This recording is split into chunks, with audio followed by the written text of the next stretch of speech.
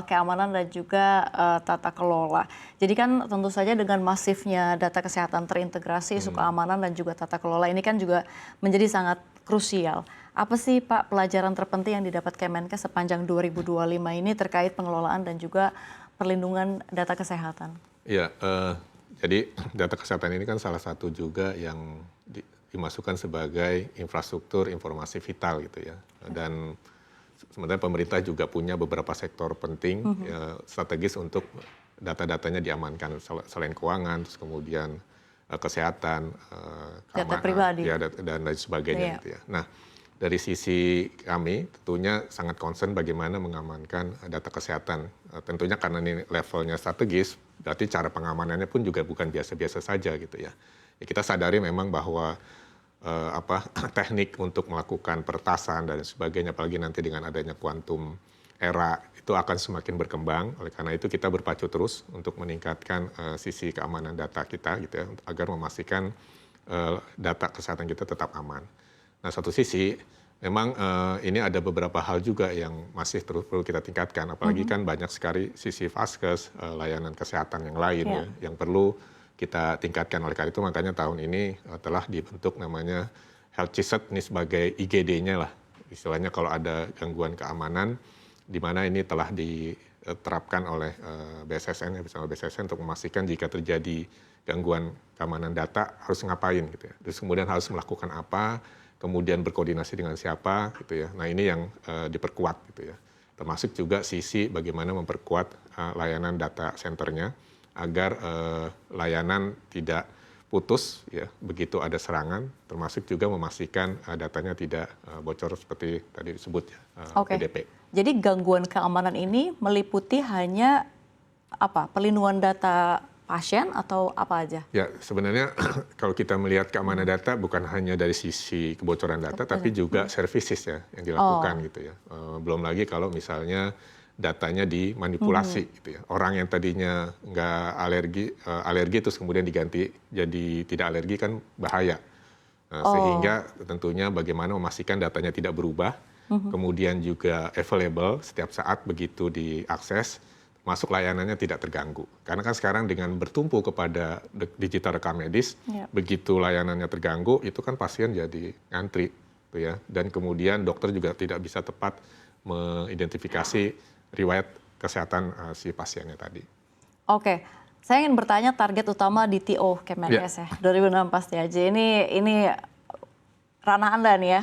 Kita lihat ya, memasuki tahun 2026 ini apa target strategi utama yang ingin dicapai di TO Kemenkes dalam melanjutkan transformasi digital kesehatan? Ya, yang pasti kita akan terus melanjutkan program yang saat ini seperti cek kesehatan gratis ya, dengan meningkatkan coverage areanya, termasuk juga bagaimana Satu Sehat Mobile ini akan menjadi asisten pribadi kesehatan dengan ditambah beberapa teknologi skinis, misalnya AI gitu ya. Dan kemudian juga bagaimana nanti kan mungkin sudah dengar ya beberapa inisiatif yang akan dilakukan untuk merubah sistem rujukan yang tadinya berbasis berjenjang, ini nantinya dengan basis knowledge digital, kita akan merubahnya berbasis kompetensi, termasuk juga menerapkan antara kerjasama dengan asuransi swasta melalui program COB. Nah ini semua pasti erat kaitannya dengan digitalisasi gitu. Oleh karena itu tahun depan lumayan cukup sibuk untuk melakukan digitalisasi, bukan hanya integrasi dengan sektor kesehatan, tetapi juga dengan sektor keuangan, ya untuk memastikan asuransi ke depannya menjadi suatu hal yang lebih efektif, dan termasuk juga bagaimana meningkatkan sisi preventif ya dengan promotif preventionnya, termasuk juga bagaimana kita mulai menggabungkan data-data genomics dengan data klinis sehingga arah pengobatan kita menjadi presisi khususnya di beberapa penyakit. Oke, jadi tambahan-tambahan tadi jadi one stop solution ya. Besar sekali. Besar banget ya, dan ini juga menarik sekali. Tapi kalau misalkan kita berbicara soal inovasi ke depan, teknologi apa pasti aja yang menjadi prioritas untuk mempercepat pemerataan layanan kesehatan? Apakah tadi juga selain AI, lalu juga analitik data, sistem prediktif menjadi agenda utama? Ini seperti apa? Ya, tadi sudah sempat disinggung bagaimana telemedicine ya. Telemedicine, terus kemudian juga robotik surgery ke depan. Itu termasuk juga bagaimana kan sekarang ada blockchain juga untuk memperkuat keamanan data rekam medis, itu adalah teknologi-teknologi ke depan yang terus kita perkuat gitu ya untuk memastikan layanan menjadi lebih efisien dan efektif, pasti dengan didukung oleh AI ya yang memastikan untuk mengisi gap antara dokter spesialis dan kemudian mempercepat layanan kita sehingga menjadi lebih inklusif ke depannya. Dalam konteks kesehatan publik, ini use case seperti apa Pak Setiaji yang paling realistis dan siap diimplementasikan dalam waktu dekat? Ya, sebenarnya kalau kesehatan masyarakat ya, yang sekarang cek kesehatan gratis itu adalah implementasi yang saat ini sedang berjalan, gitu ya.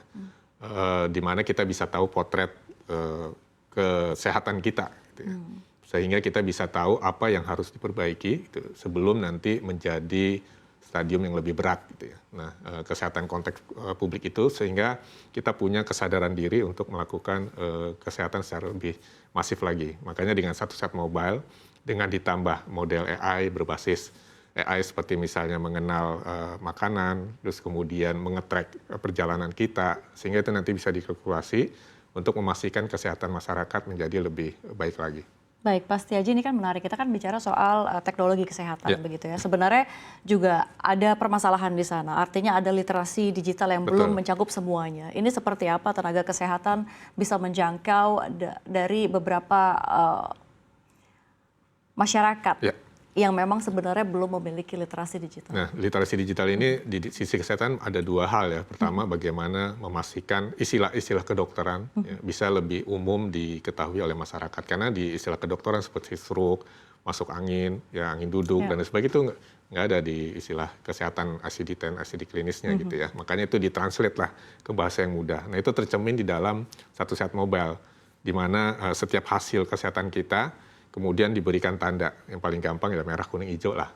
Ya sehingga masyarakat bisa aware, oh kalau merah berarti saya kondisinya harus seperti apa. Nah, yang cara lain adalah diberikan rekomendasi, harus ngapain, kemudian konsultasi kemana, dan melakukan apa. Secara manual? Ya secara sistem. Sistem? Ya, di dalam sistem itu sudah ada rekomendasi gitu ya. Nah itu memastikan supaya literasinya jadi lebih baik, sehingga masyarakat nggak mencari-cari ya ke searching gitu ya, yang notabene mungkin salah pada saat pencariannya. Makanya kita memastikan informasi jadi lebih baik lagi. Nah, jadi kita mengkombinasikan antara digital literasinya termasuk juga knowledge terhadap kesehatan itu di dalam aplikasi satu set mobile tadi.